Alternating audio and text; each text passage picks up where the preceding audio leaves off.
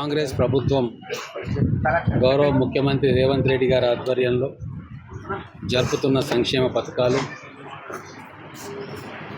అలాగే మహిళలకు, రైతులకు, యువతకు అందిస్తున్న పథకాలు, ప్రజాపాలన, వీటన్నిటిని గమనించి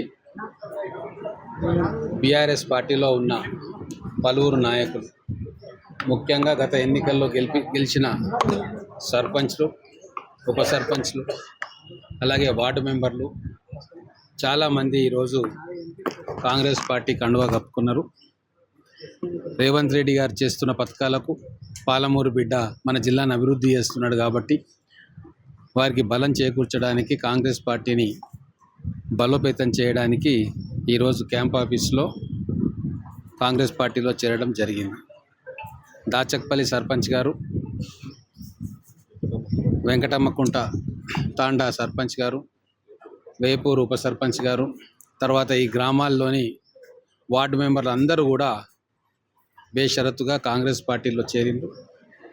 గ్రామాన్ని అభివృద్ధి చేసుకోవాలన్న ఆలోచనతోటి, గ్రామాలకు ఎక్కువ నిధులు తీసుకుపోవాలన్న ఆలోచనతోటి, మా గ్రామం వెనుకబడవద్దు వేరే గ్రామాల కంటే అని చెప్పి ఒక మంచి ఆలోచనతోటి ఈరోజు వారందరూ కాంగ్రెస్ పార్టీలో చేరిండ్రు.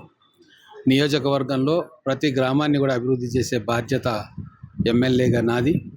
నిధులు గతంలో కంటే కూడా ఎక్కువ నిధులు తీసుకొచ్చినాం. ఎస్సీ సప్లాన్ కావచ్చు, పంచాయతీలకు ఇచ్చే నిధులు కావచ్చు, సీసీ రోడ్డు డ్రైన్ల విషయంలో కావచ్చు, అలాగే స్కూల్స్ మరమ్మతు విషయంలో కావచ్చు, గతానికి భిన్నంగా నిధులను డైరెక్ట్గా గ్రామ పంచాయతీలకు ఇచ్చే కార్యక్రమాన్ని కాంగ్రెస్ ప్రభుత్వం వచ్చినాక చేసింది. విద్యలో ఇప్పుడు చాలా ముందుకు దూసుకెళ్తా ఉన్నాం. ముఖ్యంగా మహబూబ్నగర్ నియోజకవర్గం గతంలో విద్యలో వెనుకబడి ఉండే, కానీ నేనే ప్రత్యక్షంగా ప్రతి స్కూల్కు వెళ్ళడం, అక్కడ సౌకర్యాలను చూడడం, టీచర్లను రిక్రూట్ చేసుకోవడం, విద్యా వాలంటీర్లను ఏర్పాటు చేయడం, దాని ద్వారా పిల్లలందరికీ కూడా చదువు మీద ఉత్సాహం వచ్చేటట్టుగా, తల్లిదండ్రులు కూడా పిల్లల్ని బడికి పంపే విధంగా ఒక కార్యాచరణ తీసుకొని పోతా ఉన్నాం. పోయిన సంవత్సరం ఆ కార్యక్రమం మొదలు పెడితే ఇప్పుడు వచ్చిన 10వ తరగతి రిజల్ట్లో అద్భుతమైన ఫలితాలు వచ్చినాయి. రాబోయే రోజుల్లో ప్రతి ప్రభుత్వ పాఠశాలను అభివృద్ధి చేసుకోవాలి.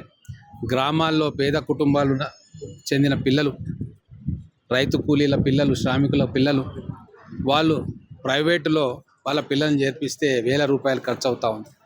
కాబట్టి వాళ్ళ గ్రామంలో ఉన్న ప్రభుత్వ స్కూళ్ళలోనే వాళ్ళని చేర్పించి వాళ్ళ ఆర్థిక భారాన్ని తగ్గించాలని చెప్పి మేము ఆలోచన చేస్తూ ఉన్నాం. అందుకే మొట్టమొదటగా గ్రామాలను డెవలప్ చేయడంలో ఆ గ్రామంలో ఉన్న పాఠశాలను అభివృద్ధి చేయడం కూడా ఒక కీలకమైన అంశంగా పెట్టుకున్నాం. వైద్యం విషయంలో కూడా అన్ని రకాల తోడ్పాటు మన గ్రామస్తులకు అందిస్తూ ఉన్నాం. ఇక్కడ జనరల్ హాస్పిటల్లో వసతులు కావచ్చు, అలాగే ఇక్కడ సీఎంఆర్ఎఫ్ చెక్కులు ఇవ్వడంలో కావచ్చు, కళ్యాణ లక్ష్మి చెక్కులు ఇవ్వడంలో కావచ్చు, ఎటువంటి వివక్ష లేకుండా, మధ్య దళారీ వ్యవస్థ లేకుండా నేరుగా నా క్యాంప్ ఆఫీస్కి వచ్చి అప్లికేషన్ ఇస్తే అది ఆటోమేటిక్గా ప్రాసెస్ అయిపోతుంది.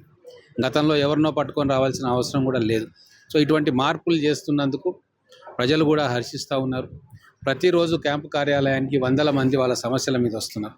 ఇక్కడ దాదాపు 8 మంది స్టాఫ్ను పెట్టినాం. నేను హైదరాబాద్లో ఉన్నా, పని మీద ఎక్కడ ఉన్నా, ఇక్కడ వాళ్ళ కార్యక్రమం ఆగకూడదు, వాళ్ళకి సంబంధించిన ఏ పని కూడా ఆగొద్దు అన్న ఉద్దేశంతో మొత్తం కూడా ఇక్కడ స్టాఫ్ను పెట్టి వాళ్ళకు కావాల్సిన ప్రతి పనిని కూడా ఇమ్మీడియట్గా నాకు తెలిసేటట్టుగా, నేను అధికారులతో మాట్లాడేటట్టుగా వ్యవస్థను ఏర్పాటు చేసుకున్నాం. ఖచ్చితంగా ఇది ప్రజాపాలన జరుగుతూ ఉంది మహబూబ్నగర్ నియోజకవర్గంలో. కాబట్టి దానికి ఆకర్షితులై ఇంతమంది సర్పంచ్లు కావచ్చు, వార్డు మెంబర్లు కావచ్చు, ముఖ్య నాయకులు కావచ్చు, కాంగ్రెస్ పార్టీ జెండా కప్పుకొని ప్రజాసేవ చేయాలని చెప్పి ముందుకు వస్తూ ఉన్నారు. సార్, మీరు ఆధ్వర్యంలో నిర్వహిస్తున్నటువంటి పాలిసీ కానీ ఐఐటీలో కానీ రేపు ఫలితాలు ఎలా ఉండవచ్చు? ఆల్రెడీ చాలామంది పిల్లలు అప్లై చేసుకున్నారు.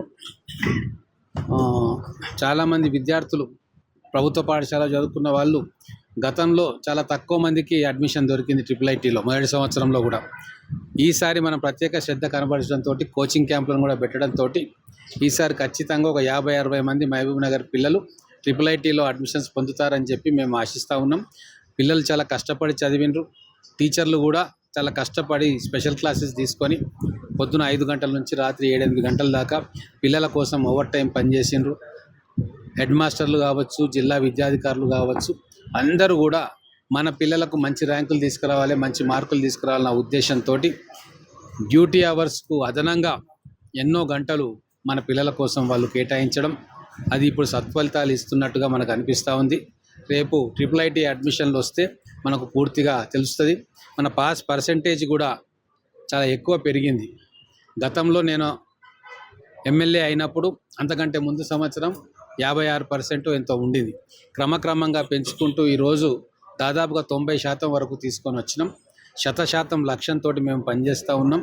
చాలా స్కూల్స్లో ఈరోజు 100% రిజల్ట్స్ వచ్చినాయి.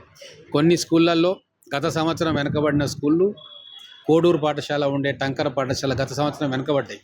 వాటి మీద ప్రత్యేకమైన దృష్టి పెడితే అవి ఇప్పుడు 100% రిజల్ట్ తోటి ముందుకు వచ్చినాయి. ఇట్లా ఎక్కడ మన పిల్లలు వెనకబడతా ఉన్నారు, ఏ స్కూలులో పిల్లలు ఫెయిల్ అవుతూ ఉన్నారు గమనించి వాళ్ళకు ప్రత్యేక శిక్షణ ఇప్పించడం, ఆ టీచర్లను మోటివేట్ చేయడం, వాళ్ళకు కావాల్సిన వసతులు కల్పించడం, ఇవన్నీ కూడా నేను ప్రత్యక్షంగా పర్యవేక్షిస్తున్నాను. కాబట్టి మంచి రిజల్ట్స్ మనకు వస్తూ ఉన్నాయి.